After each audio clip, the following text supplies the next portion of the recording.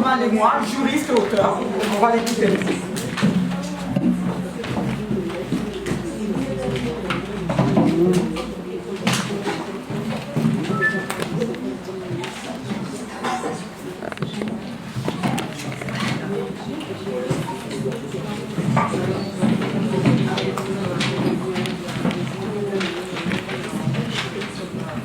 Le sujet de notre journée, consacrée à la célébration de la Journée internationale des droits des femmes, a pour thème « Droit et justice pour toutes les femmes et pour toutes les filles ». Je serai succinct dans mon propos et je commencerai par un propos liminaire. Pourquoi la présence d'un homme lors de la célébration de la Journée internationale des droits des femmes? Pourquoi les hommes se mêlent-ils dans les trucs de femmes?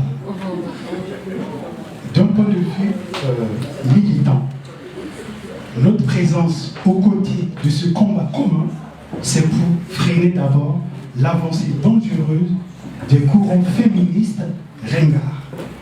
Vous avez applaudi la loi mettant fin au devoir conjugal, mais vous avez oublié que la majorité des votants à l'Assemblée nationale, c'était des gens qui n'étaient même pas mariés. D'après les travaux préparatoires de l'Assemblée nationale, le jour de l'adoption de cette loi. Et vous remarquerez aussi, à l'ère du temps, ceux qui parlent du mariage, du devoir conjugal, c'est des gens qui ne sont pas mariés ou qui ont connu des frustrations par rapport au mariage. C'est un bon droit, ce n'est pas mauvais, c'est une expérience partagée, malheureuse, douloureuse. Ils ne veulent pas que les mêmes choses se reproduisent pour eux ou pour leurs enfants, pour leur entourage. D'un point de vue du droit international, les luttes des femmes font partie des projets de société. Pour construire la société, il faut considérer la cause des femmes. Et je l'ai dit en Belgique l'année dernière, et je l'ai dit aussi en France plusieurs fois, le développement passe par deux genres, les acteurs masculins et les acteurs féminins. Prendre en compte les différentes questions de la femme, c'est améliorer les conditions de vie dans la société. Et si nous vivons aujourd'hui plus de violence, plus d'intolérance et plus d'ignorance, même de la part de nos dirigeants, c'est parce qu'on a tendance à ne pas trop écouter les plaintes des femmes. Et la directrice des études de mon fils a été policière. Elle a convoqué mon fils parce que mon fils a donné une gifle à son camarade. Et mon fils, avant de donner la gifle, il était agressé, il a répondu. J'ai dit à la dame, mon fils a agi en légitime défense. Elle a dit non, monsieur, je suis policière, la légitime défense n'est acceptable qu'au moment où on veut vous tuer. J'ai dit d'accord, donc vous attendez que mon fils soit en train de respirer gravement entre la vie et la mort pour réagir.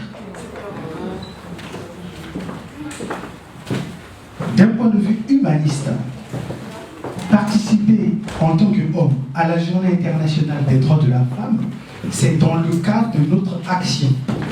Je suis Richard Ossoman et moi, je suis juriste spécialisé en droit international et en droit humanitaire, mais je suis engagé sur deux causes.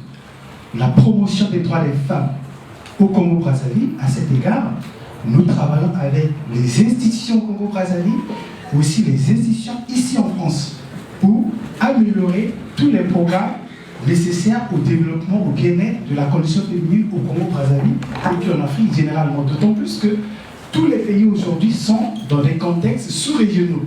L'Union africaine, l'Union européenne, PNUD, etc. Il reste 1 minute. Ah, mais il y a un dernier panel sur la beauté et la santé. Hein, là. Après avoir parlé de toutes ces violences, il faut bien... Et deuxième axe d'engagement de notre action, nous travaillons pour l'autonomisation des femmes afro-caribéennes ici en France. Nous encourageons précisément les femmes et nos enfants, nos petits-enfants, à aller dans les métiers du tertiaire, qu'ils ne fassent pas le parcours que nous on a fait. Je dis en général, chacun a son parcours. C'est-à-dire, on est d'abord, on perd du temps dans le processus d'intégration, de la recherche du logement, etc., etc. Et on se retrouve dans des petits boulots, ce qui donne du carburant à la nouvelle tendance de l'Europe. L'Europe aujourd'hui a changé. L'Europe est revenue comme avant. Parce que nous, Africains, ou personnes de la diaspora de couleur, on ne veut pas trop aller dans les métiers du tertiaire. Et nous encourageons à cet égard toutes les femmes qui sont dans le tertiaire. Sheila, elle est dans l'immobilier, elle vous l'a dit. La Miss, elle est dans la com, elle vous l'a dit. Cathy, elle a travaillé à l'UNESCO et toutes les autres femmes continuent dans le tertiaire. C'est comme ça que nous allons infléchir la cour du racisme au sens propre du terme. Merci. Merci beaucoup. Je reviens au contenu. Je reviens au contenu de mon exposé pour 3 minutes. D'accord. Je devais intervenir sur le sujet quelle protection contre les violences faites aux femmes au Congo, là où nous intervenons. Et à cet égard, la réponse pour protéger les femmes victimes des violences au Congo, elle est légale, elle est pénale. C'est par le biais d'une loi. Ce n'est pas par des déclarations, c'est une loi qui a été votée le 4 mai 2022, et la loi qui s'appelle Mouébara. Et cette loi définit les types de violences clairement subies par les femmes et les jeunes filles, et cette loi prévoit des sanctions. Et aujourd'hui, ce qui est plus important dans la loi, c'est que la loi du Congo, qui protège les femmes, a créé ce qu'on appelle un statut de femme victime de violence. Quand vous êtes victime d'une violence, vous avez 2 choses à faire. Soit vous demandez la protection, si c'est une violence conjugale, par un conjoint ou par